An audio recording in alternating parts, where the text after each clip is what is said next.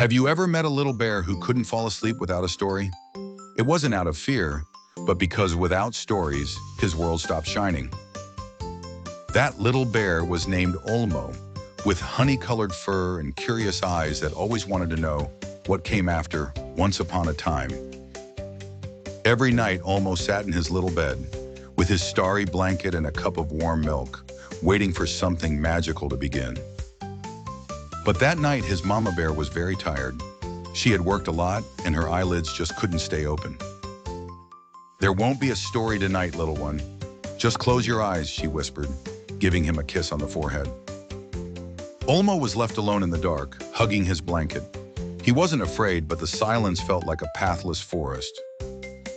"If there's no story, I'll make one up," he said with determination.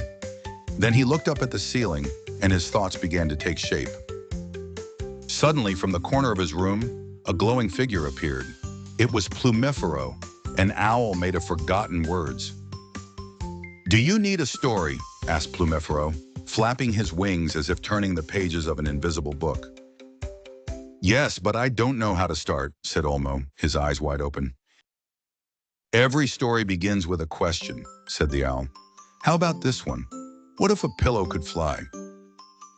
And so Olmo imagined his pillow floating out the window, crossing clouds and chasing shooting stars. In his story, the pillow was named Suave, and her mission was to catch dreams that slipped away from distracted heads.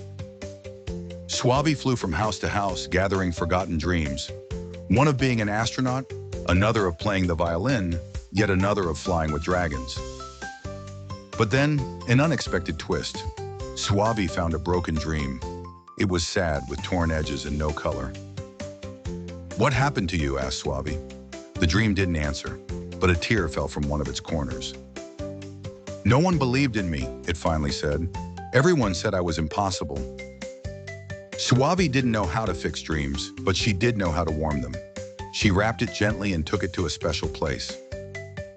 The place was the Mountain of Brave Thoughts, where broken dreams could heal if someone gave them a second chance. There the dream was repaired with threads of hope and stitches of imagination. When Olmo reached that part of the story, his heart beat faster. It was him who had to believe in that dream. With a steady voice, he said, "I do believe in you." And as he did, the dream lit up and flew into the sky like a happy firefly.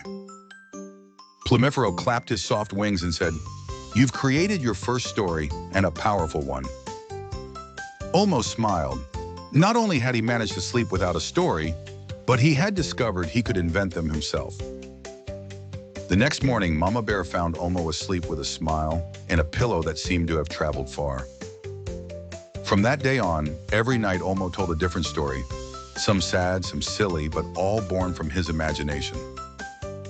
Plumífero came by from time to time, bringing lost ideas, and Suave proudly rested next to the real pillow.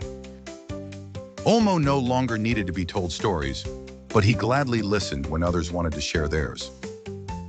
Sometimes the forest friends would come over just to hear his nighttime adventures and fall asleep with a smile. Because Olmo had discovered that the best stories aren't in books, but in brave hearts. Morale: imagination is a light that never goes out if you dare to use it, even when you think you're alone. See you very soon with more magical stories that will take you to incredible worlds.